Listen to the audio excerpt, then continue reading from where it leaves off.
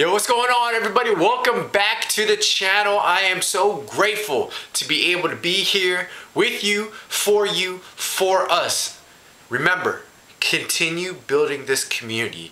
It is upon you, not just me, but us, we, to build a better, positive community. That's what we're doing here. Thank you for everybody that subscribed. Thank you for those who have constantly been reposting any of my videos. And please, based on this topic today, I would love for you to please share it, repost it on all your social networks, and I really want to hammer this home.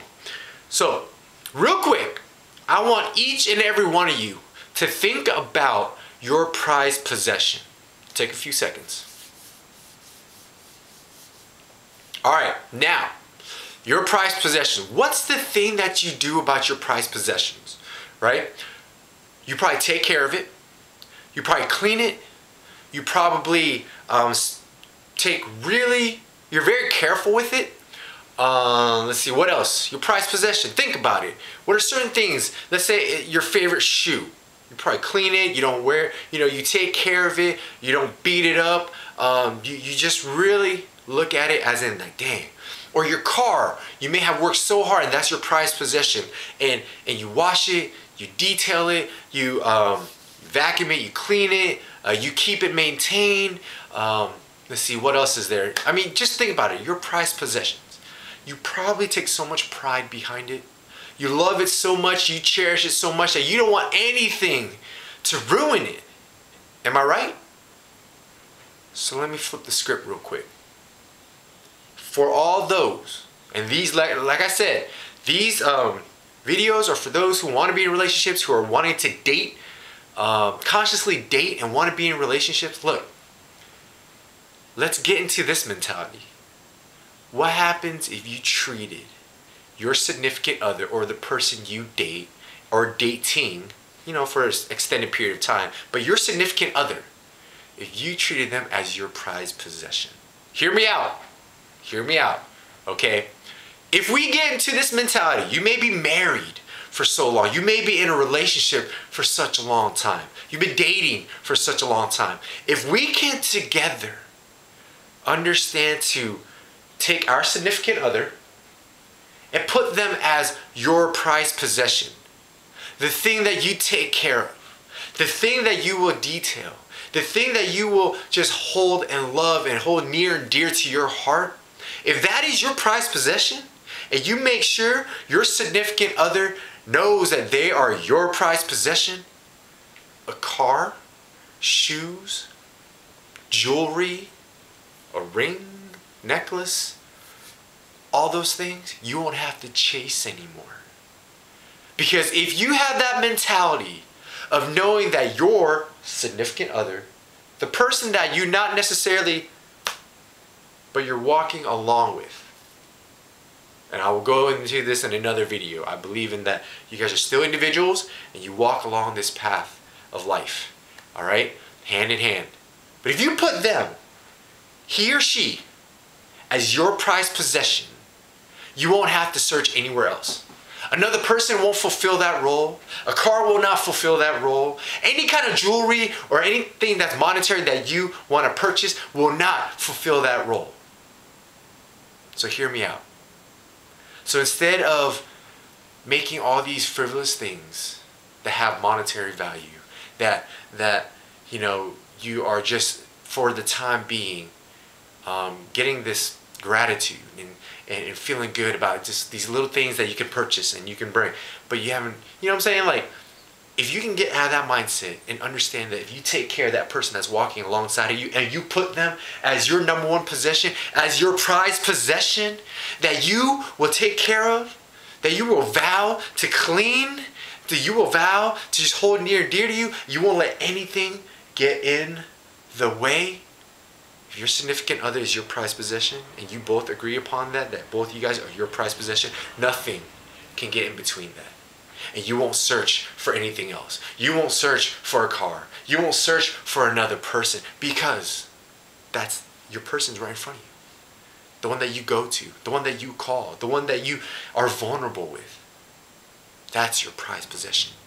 And please, if we can pass this on, pay it forward, pass this video on. I believe that this is such a beautiful topic and a way to change your mind towards a relationship, towards a significant other. All right? Make them your prized possession. All right? Let me know what you guys think. Comment below, please. And let me really wrap this around your head. And I just want to know what you guys what are your thoughts about this? This came epiphany in a dream of mine, and I had to share it. I just had to. As you can tell, I'm very energetic about it, and I'm excited. All right, so thank you. Let's get into it. The last 5 questions about MelodicMic. And just to throw it out there, I know some of you guys are like, oh, you know, I didn't get a chance to send in your questions. I'm planning to do a Google chat sometime in April, in my birthday, and just inviting you all to talk to me live in person. If you have any questions there, we'll go ahead. But let's say last 5 questions, number 46 through 50. I'm gonna jump right into it. Here we go. Number 46. Have you ever been afraid to completely be vulnerable or transparent in a relationship / friendship? How are you able to do so? I don't mean superficial vulnerability. I mean the type of vulnerability you are with Jesus. Have I ever been afraid? Yeah.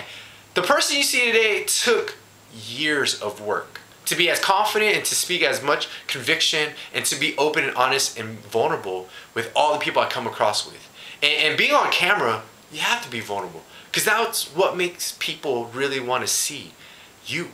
You know, you can fake the funk, but the rest of us know when you're faking it, when you're not coming with that, you know, you're not genuinely doing it.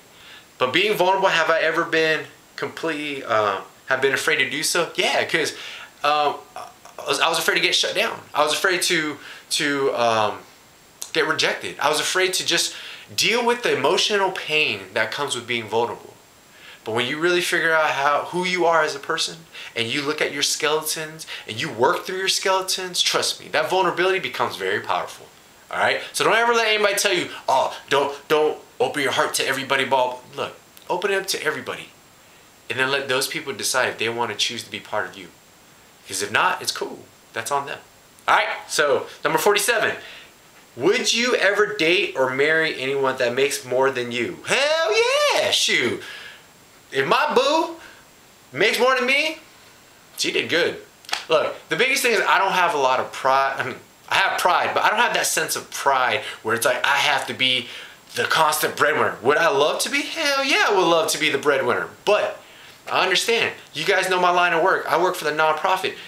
If, let's say, I date someone or I end up marrying someone that's like a lawyer or an attorney or a doctor or someone like that, then I know. For me as a man, I'm not going to trip about that. I just know that my lady did her thing and she propelled herself. But I know what my path in life is. And the bigger question is she okay with the fact of what I do as a living? Is that going to be cool with her? Because at any time, if this is all laid out forward and she starts tripping about, oh, you ain't making da-da-da, I'm like, baby, you knew this from the get-go. Like, this is what I do for a living, working nonprofit. You're not going to be rich monetarily, but you will be wealthy within your soul. So, would I ever date or marry someone that makes more than me? I ain't tripping. Do you, boo-boo. Do you, all right? Number 48. Are you Jamaican? Oh, I mean, you're obviously Asian, but I did notice some Jamaican things in the background. Okay, so, as many of you guys know, I love to travel, and I've been on cruises that we ended up in Jamaica. So a lot of the artifacts and stuff that I found in Jamaica that I love, and I bring that back because it really inspires me when I look back, because it reminds me of how I felt when I was somewhere else. So the Jamaican pieces, yeah, I'm on. Love it. All right. Would I ever go back? Hell yeah, Jamaica is awesome. So answers that question. Number 49. What are a couple odd things that turns you on about a lady? Okay, a couple. I guess a couple odd things. Besides the smile, the face, and how she carries herself. And I think I mentioned that in the past, but odd things. Okay. I love women who get their toes done. I love, okay, especially when women wear open-toe shoes or sandals and your nails are done and I call them rims. Your rims are shiny and your rims are nice and maintained. Oh, that's such a turn on. For some reason, I have this thing about toes. So if they're well maintained, I feel as though the lady takes care of the rest of her body. You know, the maintenance of it. Because you're on your feet all day long. So if you take care of your feet, you're going to be taking care of everything else. I hope. All right. I guess another oddball thing about me, I love women. I am so infatuated with women who can squat. And when I mean squat, I mean like put on the bar, rack up the weights, and squat all the way down and all the way up. Ass to the grass is what I call it. So if you can squat, you got your toes done, and the last thing, I love a woman who can sweat. Like work out, sweat, put in the energy and effort. That's hot. For me, that's such a turn on. Like, yeah, women that work out hard, you see in the gym, and they're just sweating, they're getting it in, they're not even focused on anything else but just getting their workout in. Yeah, I mean, as you can tell, for the last couple of years, I've been a fitness nut because I lost 60 pounds and, you know, and it became a lifestyle of mine. So now I'm also loving the fact of the people I surround myself with. So women who get the rims clean, women who can squat, like rack squat, women who can sweat. I guess those are some odd things, all right? And lastly, number 50 things about MelodicMic that you guys wanted to know. What keeps you motivated on things you do? For instance, your career, YouTube, music, helping people, etc. That is a lovely question. So what keeps me motivated? Let's say, you guys know I work with foster youth, probation youth, teenagers, ages right now 8 to 18, even past that. I mentor people across the world thanks to YouTube. Thank you so much. The music I've been working on, you know, conscious music. Let's see, what else do I do? Yeah, I mean, everything that I feel is just about building a positive community. So I'm reaching out there. What motivates me is seeing the next person grow and reach their, you know, where their success is, and then passing that on and paying that forward. You know, I just feel motivated doing so because look, sooner one day, this person is not going to be here. But I would love to see people just continue passing on what I'm doing now in the future. Hence why I'm doing this YouTube channel, just so this can continue on past my legacy, continue on when I'm gone. All right, and it keeps me motivated and fired up because shoot, ain't nothing else to do, but ain't nothing else. You know, like be honest about what you want to do in this life and continue pushing forward and know your purpose. If your purpose is to push and motivate people, shoot, that's me. That's what I wanted. And hence you see the passion behind it. You see the drive behind it. You see it in everything you do. And if you met me in passing, or if you met me before, you know that's just me. That's infectious. Because when you have this energy and you know your purpose, you know what you're doing with your life, man, ain't nothing gonna stop you. Nothing can touch you. I promise you. Yeah, you're gonna go through your ups and downs, but you know what? You refocus and you're like, boom, I'm on it again. So that's what motivates me. To see you hit your success and to pay it forward to someone else. Alright, so let me know what you guys think. Comment below. Like I said, April, hopefully we'll be able to get together on a Google chat. So until next time, continue on. If you have any questions, please. For all you guys that have been emailing me, damn, I love you too. I really do, and I appreciate your just encouragement and your compliments. And all your questions are going to be answered. I promise you. It's taking time, but stay with me, alright? So until next time, stay blessed, everybody. Thank you so much for love and support. 5,000, that's what we're aiming for by the end of 2015. Help me get there. Please repost and share it with your family and friends on any social media site. All right, until next time, cheers, everybody.